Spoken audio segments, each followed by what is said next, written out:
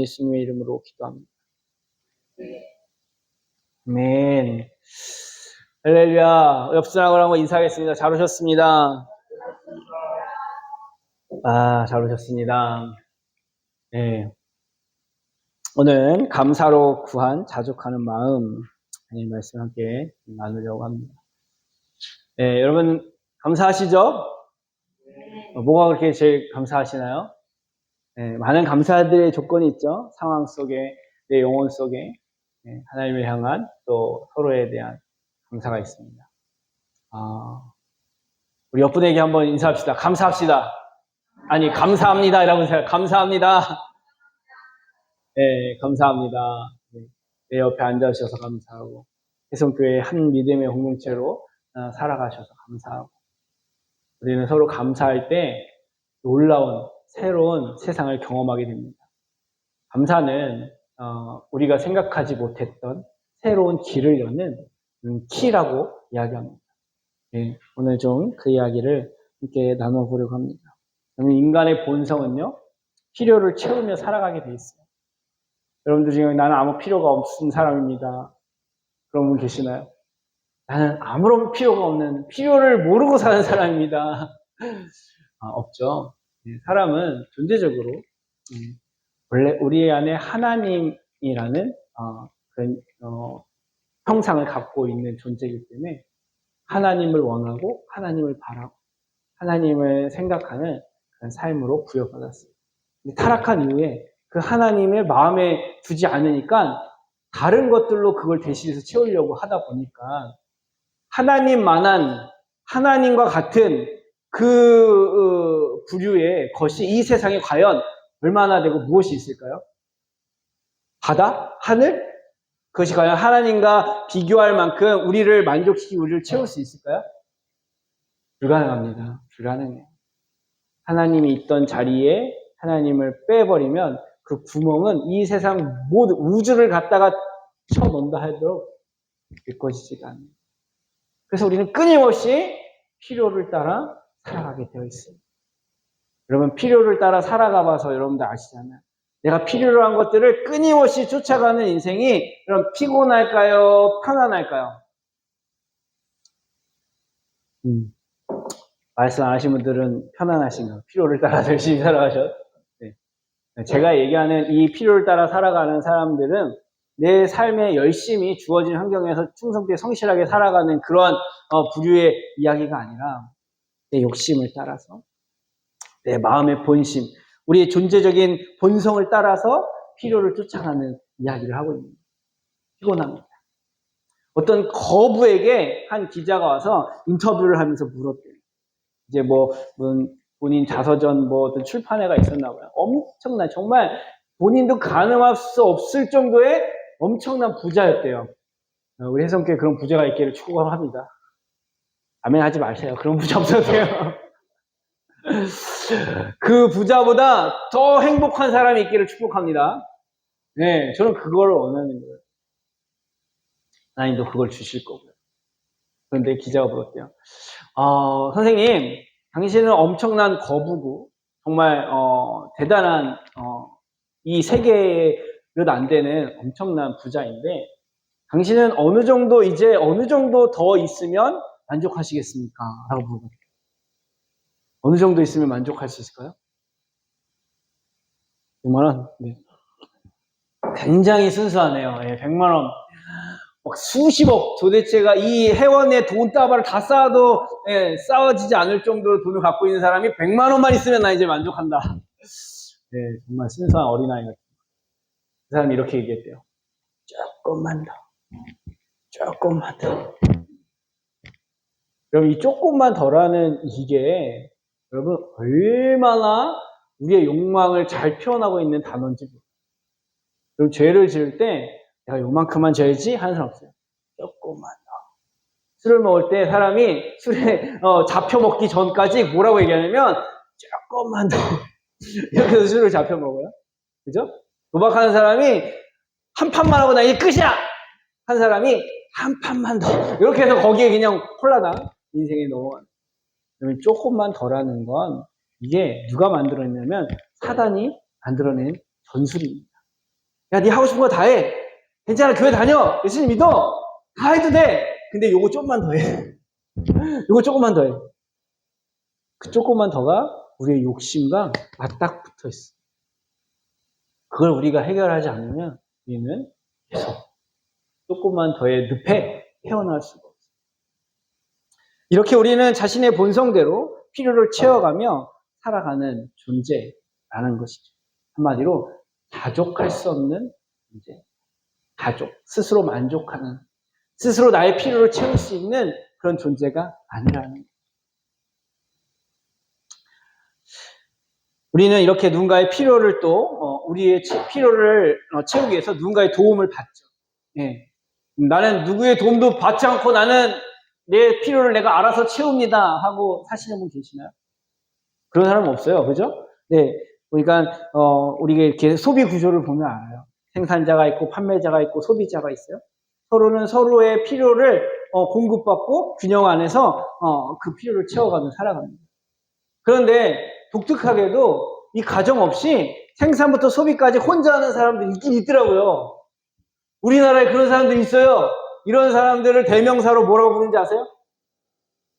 자연인입니다. 자연인이다. 혼자 다 만들어 먹어요. 다 뭐 산속에서 바다에서 자기가 생산해서 자기가 소비를 다 해요. 예, 자연인이에요. 자연인. 예, 자기의 필요를 자족하는 사람들인 거죠. 스스로 자족하는 사람들. 이런 사람들의 특징은요, 자신의 생활에 만족한다라는 거예요. 부럽죠. 대단하죠. 야, 그렇게 사는데 만족하며 살 수 있다라는 거예요. 자족은 만족을 부여하게 되어 있습니다. 그런데 여러분, 우리가 여기 속으면 안 돼요. 잘 들어보셔요. 자연인이다라고 말하는 사람들, 스스로 자기를 자족하고 만족한다고 말하는 사람들이 정말 그 만족이 정말 성경이 말하는 만족이고 자족일까? 자연인이다라고 말하는 이 세상에 자족하는 사람들은요, 그 만족이 제한적이에요. 한계적입니다. 자기 밖을 넘어가지 못해요. 누군가에게 손해를 본다던가 희생을 통해 상대방의 필요를 채워주는 일은 불가능한 거예요. 이게 세상이 말하는 자족과 성경이 말하는 자족의 차이입니다. 여러분, 오직 자기 자신만을 위해 자족하는 것이 세상이 말하는 자족, 만족입니다. 이것이 성경이 말하는 자족과 다른 중요한 차이입니다. 우리는 그리스도인으로 성경이 말하는 자족하는 인생이 되어야 됩니다. 아멘. 여러분, 하나님께서 풍성히 채워주시는 은혜의 삶을, 그 자족하는 삶을 살아가기를 축원합니다. 그러면 어떻게 해야 우리는 성경이 말하는 자족하는 사람이 될 수 있을까요? 세상은 자기 만족, 자기만을 위한 자족을 할 뿐입니다. 자기 한계를 넘어가죠. 그러면 거기선 만족이 다 추구가 되는 거예요. 결국 죄인 거예요. 자기 만족. 근데 성경이 말하는 자기 만족은 그런 자아추구의 만족이 아닙니다. 그 자족은 바울이 이야기합니다. 11절 말씀에 바울은 어떠한 형편이든지 자족하기를 배웠다라고 오늘 본문에 이야기하고 있어요. 같이 한번 읽어볼까요? 시작. 내가 궁핍함으로 말하는 것이 아니라 어떠한 형편이든지 나는 자족하기를 배웠노라. 아멘. 여기서 자족이라는 단어가 나오죠. 스스로 자신의 필요를 채워서 만족하는 상태. 이게 자족입니다. 바울이 어떻게 해서 자신을 자족, 일체 비결을 배웠다라고 말할까요? 그가 어떤 형편에 있었길래 12절 말씀 보니까 나는 비천에 처할 줄도 알고 풍부에 처할 줄도 알아 모든 일 곧 배부름과 배고픔과 풍부와 궁핍에도 처할 줄 아는 일체의 비결을 배웠노라. 아멘. 여러분, 비천함과 풍부함과 배고픔과 배부름, 풍부와 궁핍 이런 형편에 바울이 있었다라는 거예요. 바울은 근데 명문 가정에서 태어났어요. 가말리엘이라는 명문 학교도 나왔습니다. 한마디로 잘 나가는 사람이었어요. 그런데 그가 비천함과 배고프고 궁핍에 처하면서 자족을 배웠다라고 얘기합니다. 부모님이 사업을 망해서 그런 걸까요? 아니면 바울이 사업을 하다가 사기를 당하거나 뭐 문제가 생겨서 실패해서 그랬을까요? 이게 아닙니다. 바울이 당한 배고픔과 궁핍과 비천함은 다른 이유에서가 아니라 오직 그리스도를 위해 자신을 희생하고 헌신했기 때문에 그러한 경험을 한 거라. 여러분, 우리가 자족함을 배우기 위해서 세상이 말하는 자족이 아니라 성경에서 말하는 진짜 우리를 복되게 하는 자족을 위해서 우리는 우리 스스로가 이 고난에 참여할 수 있는 사람이 되기를 축원합니다. 그러면 우리는 이 세상과 비교할 수 없는 자족을 경험할 수 있게 되어진다는 거죠. 바울은 예수님을 믿고 자신의 모든 풍부와 배부름과 부족함 없는 삶을 포기했어요. 오직 복음을 전하기 위해 고난을 택한 사람입니다. 사람들이 복음을 쉽게 받았다면 고난이 없었겠죠. 사람들이 전하는 사람마다 복음을 기뻐하고 그것을 사랑하고 그것을 위해 헌신하며 바울에게 인생에는 고난이 필요 없었어요. 그런데 사람들이 다 그 복음을 기뻐하며 받았을까요? 아니요. 때로는 핍박하고 때로는 돌 던지고 때로는 욕하고 때로는 죽이려고 했단 말이죠. 복음 전하는 게 얼마나 어려웠겠어요. 사람들이 얼마나 복음 전하는 사람을 미워했는지 우리는 성경을 통해 알 수 있어요. 그런 상황에서 바울은 자족을 배웠대요. 이런 상황에서 오히려 자족을 배운 비결이 됐다라고 고백합니다. 지금 이 빌립보서는 바울이 감옥에 갇혀서 지금 빌립보 교회에게 편지를 하고 있는 것입니다. 오늘 본문에 한번 살펴볼까요? 10절 말씀. 10절 말씀 시작. 내가 주 안에서 크게 기뻐함은 너희가 나를 생각하던 것이 이제 다시 싹이 남이니 너희가 또한 이를 위하여 생각은 하였으나 기회는 없었느니라. 자, 15절, 14절, 15절 시작. 그러나 너희가 내 괴로움에 함께 참여하였으니 잘하였도다.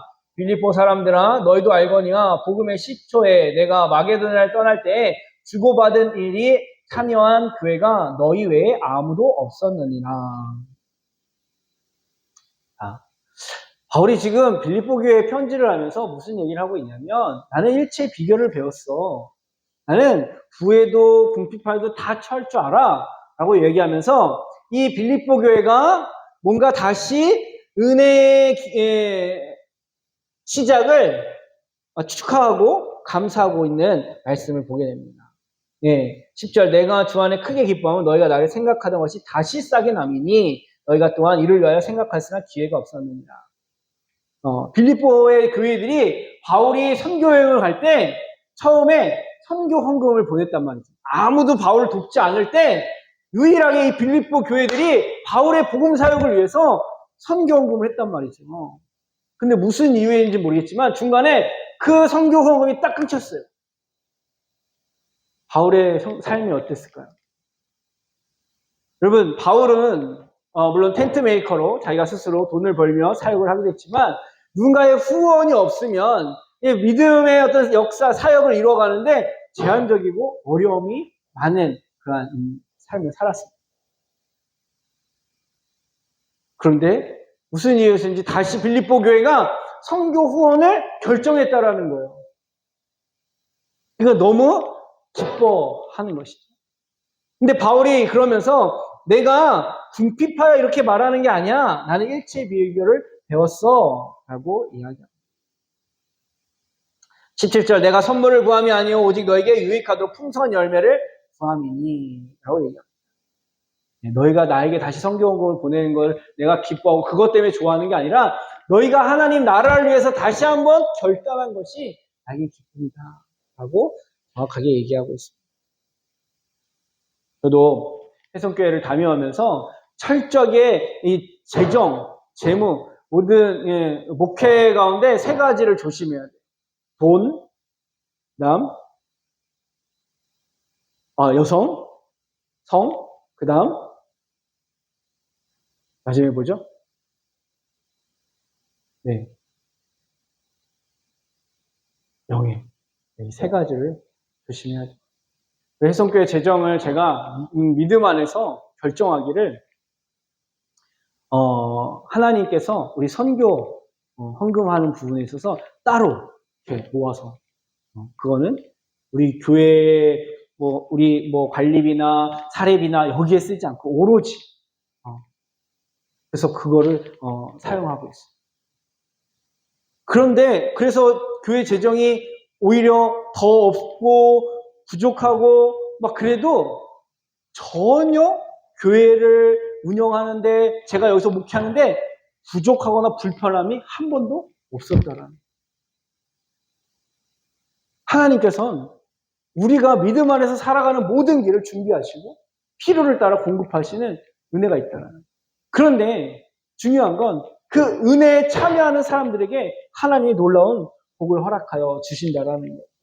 18절에 보니까 내게는 모든 것이 있고 또 풍부한지라 에바브로 디도편에 너희가 준 것을 받았으므로 내가 풍족하니 이는 받으실 만한 향기로운 제물이요 하나님 기쁘시게 하는 것이라. 나의 하나님이 그리스도 예수 안에 영광 가운데 풍성한 데 너희 쓸 것을 채우시리라. 아멘. 하나님 나라를 위해서 내가 믿음으로 교회와 하나님 나라를 위해 사용되어지는 모든 재정과 헌신들을 좀 기뻐하시고 내 삶에 풍성하게 은혜를 베풀어 주신다는 것입니다. 이게 바울이 말하는 자족하는 그러한 비결이었다라는 거예요. 없는 것 같았는데, 부족한 것 같았는데 매 순간 하나님께서 채우시는 은혜를 경험하게 되어지는 믿음의 삶이 있었다라는 것이죠. 자, 여러분 그런데 중간에 선교 후원이 끊겨지고 바울은 감옥에 있고 선교 활동에 여러 가지 제약이 있을 때 바울이 궁핍했다라는 거예요. 배고팠다라는 거예요. 비천함에 처했다라는 거예요. 근데 그게 자기에게 전혀 문제가 되지 않았다. 그래서 자족함을 배웠다라는 거예요.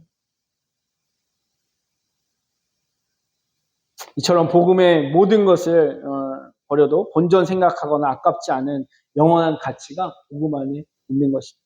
여기서 우리는 성경이 말하는 자족을 배울 수 있어요. 처음 말씀드린 대로 자연인들이 자기의 자기를 넘어가지 못하죠. 오직 자기 만족을 위해 자족합니다. 그래서 그들의 지경은 바다나 산에 머물러 있어요. 세상으로 나오지 못해요. 자연인이나 TV 보니까 다 산속에 있더라고요. 바다 어디 섬에 있거나.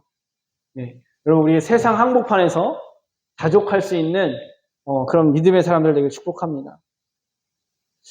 근데 바울은 세상 항복판에 나왔어요. 땅 끝까지 갔습니다. 고난 중에 항상 기뻐하며 자족을 배웠어요. 자, 여기서부터 우리가 바울이 누린 자족의 삶에 대하여 함께 나누려고 합니다. 여러분들 안에도 정말 믿음 안에서 누리는 자족으로 인해 이런 축복이 있기를 축원합니다. 자, 4절 말씀 볼까요? 4절 말씀. 자, 시작. 기뻐하라. 내가 다시 말하노니 기뻐하라. 여러분, 이것이 성경이 말하는 자족의 첫 번째 모습인 거예요. 자족하면, 성경이 말하는 그 믿음 안에서 자족하면 기뻐할 수 있다는 겁니다. 여러분, 기쁨은 뭔가 나에게 풍부함이 있어서, 내가 배가 불러서, 가진 것이 많아서 그렇게 주어지는 기쁨이 아니에요. 아까 말했죠? 그 기쁨은 잠깐 있다 사라집니다. 조금만 더, 거기에 더 우리의 영혼이 목말라 가는 거예요. 그런데 복음 안에서의 기쁨은 궁핍에 처했든지 풍부함에 처했든지 기쁨 변하지 않는 것입니다. 여러분의 통장에 당장 10원밖에 없으면 여러분 기뻐하실 수 있을까요? 네, 아니죠. 비참하게 될 거예요. 내 주머니에 지금 10원밖에 없어. 네. 그런데 여러분, 바울이 이야기하는 이 상황의 기쁨은 통장에 10원만 있어도 기뻐할 수 있는 그러한 자족이라는 것이죠. 어떻게 당장 먹을 것이 없는데 기뻐할 수 있을까? 짜증나죠. 뭐야, 뭐라도 사주면서 기뻐하라 그러든가. 왜 나한테 이런 말도 안 되는 걸 하는 거야? 바울한테 따질 수 있어요. 우리한테는 불가능한 거예요, 사실. 우리한테는 불가능한 거예요. 그런데 바울은 우리가 불가능한 것을 요구하면서 왜 이렇게 당당할까요? 왜냐면 명령하잖아요. 기뻐하라? 항상 기뻐해야 돼? 이게 복음 안에서 누리는 자족이야 라고 말하고 있어요. 왜 이렇게 당당하죠? 바울은 뭐 특별해서 그런가요? 아니에요. 바울도 우리랑 똑같은 사람입니다. 그렇다면 바울에게 어떻게 항상 기뻐할 수 있었을까요? 바로 하나님께 감사 기도했기 때문에. 감사의 기도를 통해서 우리로서 불가능한 기쁨이 모든 것이 가능하게 하시는 주님을 만나게 됩니다. 6절, 7절 함께 보겠습니다. 시작. 다만 모든 일에 기도와 간구로 너희 구할 것을 감사함으로 하나님께 아뢰라. 그리하면 모든 지각에 뛰어난 하나님이 평강이 그리스도 예수 안에서 너희 마음과 생각을 지키시리라. 아멘. 감사 기도는 기뻐할 수 없는 모든 상황에서 기뻐할 수 있도록 하나님께서 마음과 생각을 평강으로 예수님 안에서 변화시켜 주신다는 것입니다. 여러분들 그러한 변화가 여러분들 안에 있기를 축복합니다. 정말 기뻐할 수 없는 상황에서 내가 감사하여 하나님 앞에 기도했더니 내 마음에 기쁨이 넘쳐나고 내 마음에 감사가 넘쳐나는 그런 놀라운 역사가 있기를 축원합니다. 염려가 사라지고 두려움이 사라지고 근심 걱정이 사라지고 죄에서 떠나며 하나님 앞에 기뻐하는 자로 기쁨을 누리는 우리 모두가 되었으면 좋겠습니다. 이것이 성경이 말하는 자족입니다. 성경이 말하는 자족이에요. 어느 상황에서도 기뻐할 수 있는 것. 그 기쁨은 어떻게 만들어진다고요? 내가 정신통일해서 긍정의 힘을 만들어서 그렇게 자족하는 건가요? 그건 저 세상의 자연인들이 하는 거예요. 헬라 철학자들이 만든 자족입니다. 우리 그리스도인들의 복음 안에서의 자족은 내 능력이 아니라 예수 그리스도 안에 있는 하나님의 평강의 능력으로 자족해집니다. 그 기쁨을 누리는 거예요. 두 번째 성경이 말하는 자족의 모습은 너그러운 마음입니다. 5절 말씀 함께 읽겠습니다. 시작. 너희 관용을 모든 사람에게 알게 하라. 주께서 가까우시니라. 아멘. 관용은 너그러운 마음이에요. 너그러운 마음. 여러분 이 마음은 타인을 향한 태도입니다. 혼자 만족하는 것이 아니라 내가 손해보더라도 희생하더라도 내 이웃이 내 형제가 만족하게 되는 것을 바라는 마음이 바로 관용이에요. 세례 요한 아시죠? 세례 요한 초기에 요단강에서 세례를 베풀 때 많은 사람들이 몰려왔습니다. 이가 메시아냐? 막 그렇게 사람들에게 유명세를 얻고 많은 무리들이 이를 따르게 되었습니다. 그때 어느 날 예수님이 세례 요한을 찾아온 이후부터는 많은 사람들이 예수님을 따르기 시작했어요. 그때 이 세례 요한의 제자가 보십시오. 이제 사람들이 다 저 예수라는 분을 따르고 있습니다. 라고 얘기할 때 세례 요한이 어떠한 말을 했을까요? 뭐야? 사람들이 뭐야? 내가 세례 줬더니 나한테 안 오고 다 가? 이런 배반, 배신 이랬을까요? 시기하고 질투했을까요? 그는 흥해야겠고 나는 쇠하여야 하리라. 아멘. 여러분 인간적인 마음에서 얼마나 서운한 마음이 들 수 있을까요? 인간적인 생각에 얼마나 시기하는 마음이 들 수 있을까요? 그런데 복음 안에서 누리는 자족은 그걸 초월하는 거예요.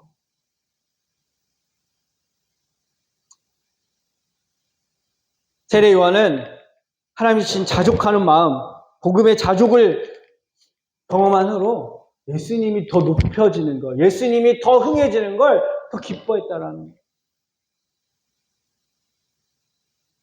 자신은 예수님이 신발끈 매기도 자격이 없는 노예와 같은 자기가 예수님께 세례를 베푼 것만으로도 더 이상 자기의 부족한 것이 없는 것을 깨달은 거죠. 자신이 받은 복음이 세상에서 최고의 선물이라는 것을 믿는 사람은 넉넉한 마음으로 양보할 수 있게 됩니다. 너그러운 마음으로 손해를 볼 수 있게 되는 거예요. 여러분, 여러분들에게 한번 물어보십시오. 내가 지금 믿고 있는 이 복음이 세상의 그 어떠한 선물보다 더 귀한가?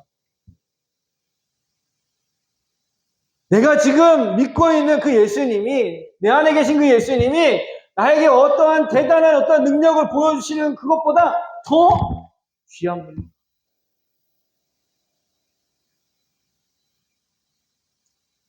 그 예수 그리스도와 내가 하나가 되어 내 안에 예수 그리스도가 계심을 믿게 될 때 세상의 그 무엇도 부러워하거나 세상의 그 무엇도 시기하거나 세상의 그 무엇도 원망하지 않는 자족하는 마음을 갖게 되어지는 것이죠.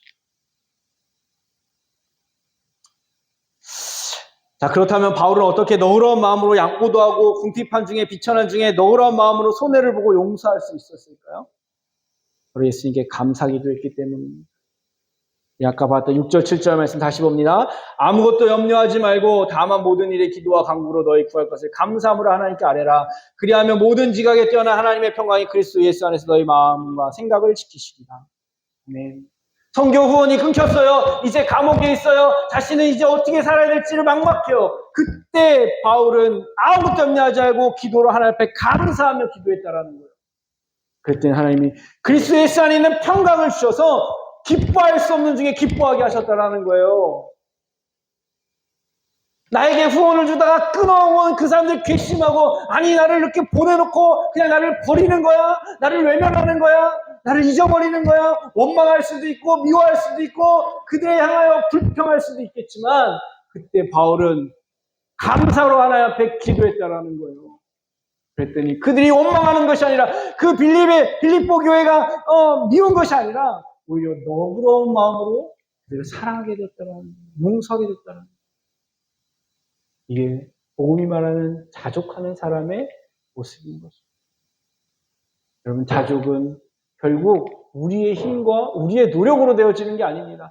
복음이 말하는 자족은 항상 기뻐할 수 있고 너그러운 마음으로 사랑하고 용서할 수 있는 건 예수 그리스도 안에 있는 평강을 감사함으로 하나님 앞에 감사함으로 기도할 때 하나님께서 그 모든 상황에서 기뻐하며 너그러운 마음으로 승리할 수 있도록 평안한 마음을 주십니다.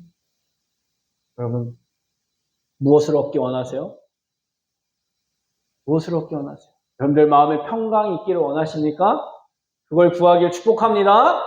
여러분, 상황이 내가 원하는 대로 변화되고 내가 원하는 대로 되어지는 것, 그것이 아니라 어떤 상황 속에서도 내 마음의 평강을 잃지 않게 하실 하나님의 은혜를 구할 때 비로소 자족하는 믿음의 삶을 살아가게 될 줄 믿습니다. 그러기 위해서 우리는 감사로 기도하는 것을 우리는 매 순간 해야 됩니다. 우리 여러분 결단했으면 좋겠습니다. 여러분 도전합니다. 저랑 한번 도전하겠습니다. 우리 아침에 일어나면 눈 뜨면 다른 거 하지 말고 식구 땡기는 거 하지 말고 딱 일어나면 제일 먼저 할 거 하나님 감사합니다. 따라합시다. 하나님 감사합니다. 이 기도를 눈 뜨자마자 내 의식이 돌아오는 순간 제일 먼저 아멘. 잠자리에 딱 누워서 바로 잠들기 직전에 하나님 감사합니다. 우리 하루에 2번 이렇게 하나님 앞에 감사의 기도를 드리기를 축복합니다. 그러면 여러분 삶이 달라질 거예요. 한번 해보셔요. 우리 다음 추수감사절 내년 1년 뒤에 이렇게 한 분들과 한번 간증을 들어볼게요. 내가 정말 그때 목사님 내가 1년 동안 아침에 일어나자마자 잠들기 전에 하나님 감사합니다 라고 기도했더니 내 삶에 하나님 이렇게 평강 가운데 함께 하셨습니다 라고 하는 그런 간증이 있기를 축복합니다. 우리 애송교회도 다니엘 기도 간증자처럼 이렇게 간증자가 좀 나왔으면 좋겠어요. 뭐 나 뭐 잘 됐어요 뭐 됐어요 이런 게 간증이 아니라 정말 주님이 나와 함께 하신 살아계신 하나님을 만나는 간증. 여러분 감사의 기도는 마음의 불안과 걱정과 염려를 평강으로 변화시켜줍니다. 예수님의 마음으로 회복되기 때문에 그래요. 예수님이 우리를 위해 십자가에 죽으시고 희생하시고 용서하신 것이 믿어지기 때문입니다. 감사로 기도할 때 하나님은 자족하는 마음을 주셔요. 시편 52편 23편 말씀에 이렇게 기록되어 있어요. 한번 읽어볼게요. 시작. 감사로 제사를 드리는 자가 나를 영화롭게 하나니 그의 행위를 옳게 하는 자에게 내가 하나님의 구원을 보이리라. 아멘. 아멘.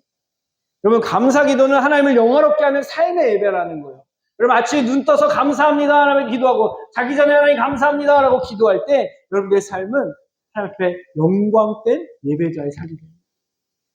감사로 하나님 앞에 영화롭게 하는 예배 삶이 되어집니다. 이런 삶 속에서 하나님의 구원을 보여주신다고 하고 있어요. 여러분들 어떤 구원을 보여주시나요? 믿음의 역사 가운데 바울이 날마다 삶 속에서 하나님이 보여주시는 구원을 보았습니다. 그것은 바로 배고픔과 비천함과 풍부함과 상황 속에서 항상 기뻐하는 것이었어요. 복음을 전하다가 당하는 고난 중에도 핍박을 받을 때도 용서와 희생의 너그러운 평강의 마음을 허락받았다. 여러분 마음이 심히 괴로울 때, 여러분들 마음이 너무나 막 옥죄올 때, 여러분들은 어떤 구원을 원하십니까? 돈을 많이 갖게 되는 것? 사람들에게 인정을 받게 되는 것? 아니죠. 마음의 평강을 얻게 되는 것을 여러분 바라시는 게 정상인 거예요. 그죠? 지난밤에 어제 오후에 이제 말씀을 준비하는데 갑자기 이빨에 통증이 오기 시작했어요. 막 생전 처음으로 경험하는 그 치통이었어요. 어떻게 할 줄 모르겠더라고요. 당 체크를 하니까 막 200이 넘어가는 거예요. 막 그냥 어지럽고 집중도 안 되고 몸은 막 여기에 막 10kg짜리 막 얹어놓은 것 같고. 그래서 간신히 말씀을 마치고 정리하고 잠을 자는데 잠이 오지 않아요. 계속 아파서 깨고 설잠을 자고 그렇게 깨는 중에 그런 마음이 드는 거예요. 제가 오늘 이 말씀을 준비했잖아요. 감사할 수 없는 상황에서 감사하자. 하나님, 통증을 주셔서 감사합니다. 하나님, 제가 그래도 정말 예배를 드릴 수 있도록 해주셔서 감사합니다. 예배를 준비할 수 있게 해주셔서 감사합니다. 그런데 통증은 여전히 저를 괴롭혔어요. 잠은 계속 잘 수 없었어요. 그런데 마음의 평강이 오는 거예요. 내일 이렇게 이런 컨디션으로 예배를 어떻게 인도하지? 내일 어떻게 말씀을 전하지? 스트레스가 하나도 없어지는 거예요. 마음의 평강이 오니까 통증에 대한 생각이 사라지는 거예요. 아프긴 아픈데 그렇게까지 저를 괴롭히지 못하더라고요. 앞에 감사하십시오. 그럼 고통 중에도 불평 중에도 감사하십시오. 하나님 앞에 감사의 기도를 드릴 때 그 상황보다 더 큰 하나님의 평강이 우리의 마음을 지켜주실 줄 믿습니다. 이것이 우리의 인생을 구원하시는 하나님의 능력이 된다라는 거예요. 바울이 이 일이 결코 자신이 특별해서 된 것이 아니라 잘나서 된 것이 아니라 내게 능력 주시는 자 안에서 이루어진다고 고백합니다. 그게 13절 말씀입니다. 우리는 이 말씀을 너무나 오해하며 많이 나의 자족하는, 그러니까 나의 만족을 위해 이 말씀을 인용했어요. 그런 말씀이 아닌 거예요. 우리를 구원하시는, 복음 안에서 자족하시는 그 말씀인 거예요.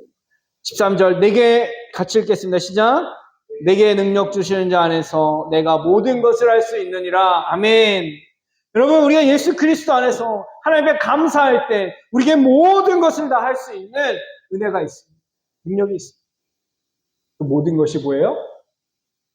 내가 바라고 추구하는 그 조금 더 얻어지는 그 자족일까요? 아닙니다. 하나님이 주시는 평강입니다. 하나님이 주시는 위로입니다. 하나님이 주시는 기쁨이고 하나님이 주시는 넉넉한 마음, 관용의 마음입니다.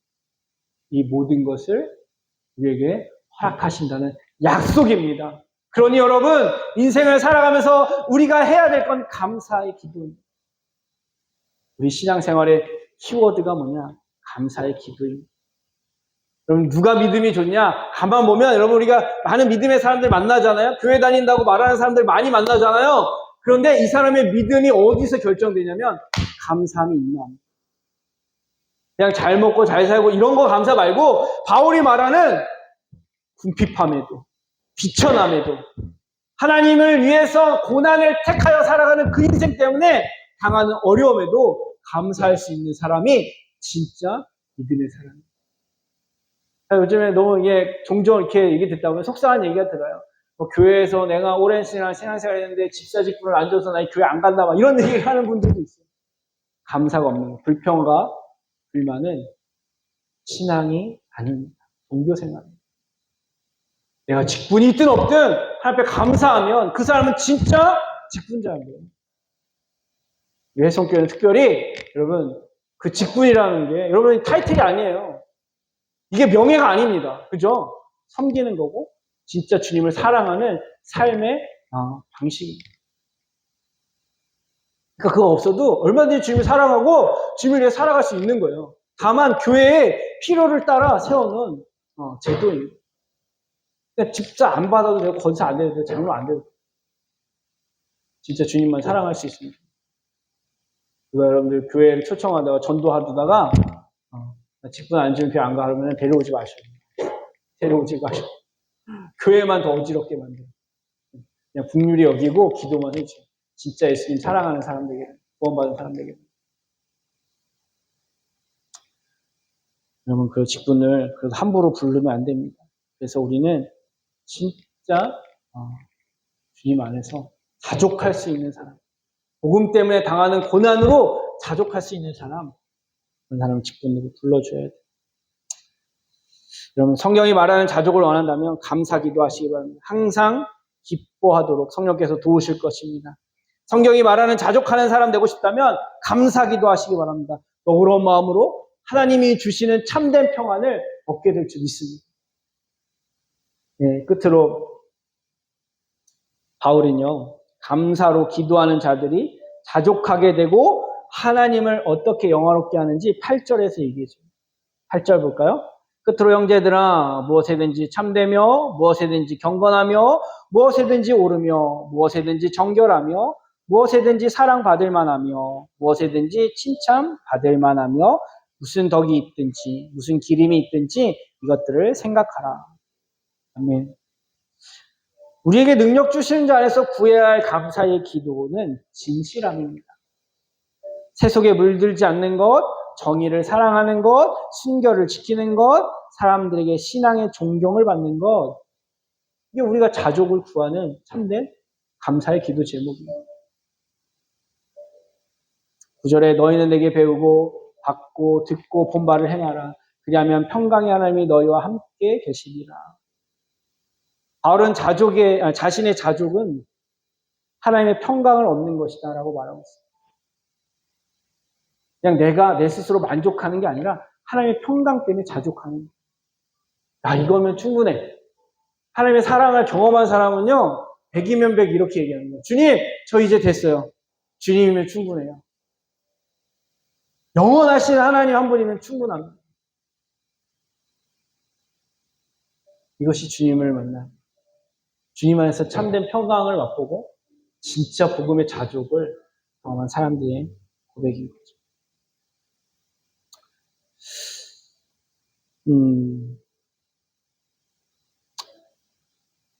바울은 자신의 자족, 하나님의 평강이라고 말하면서요, 혼자 잘 먹고 잘 살다 끝나는 인생이 아니라 복음과 함께 고난을 받되 항상 기뻐할 수 있는 능력이 있고 이웃을 위해 희생하고 용서하되 마음의 너그러운 평안을 얻게 됨을 이렇게 빌립보 교회에게 간증하고 있습니다. 우리는 무엇으로 자족을 하고 있나요? 조금 더 얻어지는 나의 최선과 또 내 스스로 나는 세상 욕심 없어. 세상과 비교하지 않는, 세상과 비교되기를 거부하는, 그래서 내 자존심을 지키려고 하는 그런 자족? 그거는 참된 자족이 아니에요. 하나님의 평강을 얻어서 그분을 인해서 기뻐하고 너그러운 마음으로 살아갈 때 진짜 자족하는 겁니다. 여러분, 나의 필요를 스스로 채우는 것으로 자족하며 만족하십니까? 아니면 하나님께 감사함으로 하나님께 주시는 평안으로 자족하십니까? 비천하고 궁핍하고 고난 중에서도 풍부함과 배부름 중에서도 감사로 자족하는 마음을 구할 때 하나님을 영화롭게 하는 삶의 예배자가 될 것을 기대합니다. 기도하겠습니다. 하나님, 우리 안에 우리의 노력으로 최선으로 자족할 수 없음을 우린 존재적으로 알고 있습니다. 내가 자족한다고 말하는 그것이 자기 만족일 뿐이고 자아 추구인 것을 우리는 알고 있습니다. 세상이 말하는 이 자족과 달리 복음이 말하는 예수 그리스도 안에서 하나님께서 허락하신 평강의 자족이야말로 우리를 정말 자유케 하고 기쁨 가운데 머물며 너그러운 마음으로 살아갈 수 있게 하시는 모든 것을 가능케 하는 능력이 되어지는 자족이 될 줄 믿습니다. 오늘 우리가 그것을 원합니다. 내게 능력 주시는 자 안에서 내가 모든 것을 할 수 있는 그 자족함을 배우기를 원합니다. 그래서 항상 기뻐하게 하시고 항상 너그럽게 사랑과 용서를 행하며 하나님 나라 이루어갈 수 있는 축복의 통로가 되게 하여 주시옵소서. 그래서 오늘 이제 아침에 자기 전에 우리의 의식이 있는 동안 말씀을 하나님 앞에 감사하며 하나님 앞에 기도하기를 원합니다. 우리의 감사의 기도를 통하여 그 즉시 우리의 마음에 평강을 허락하여 주시고 기쁨과 너그러운 마음으로 주의 나라 이루어 주옵소서. 이렇게 결단하는 당신의 자녀들을 주님께서 붙잡아 주시고 저들을 풍성히 먹여주시고 저들을 더욱더 주님께서 복되게 하여 주실 줄 믿습니다. 저의 인생을 향기로운 제물로 받으신 것을 감사하며 예수 그리스도의 이름으로 기도합니다. 아멘. 아멘. 할렐루야. 예.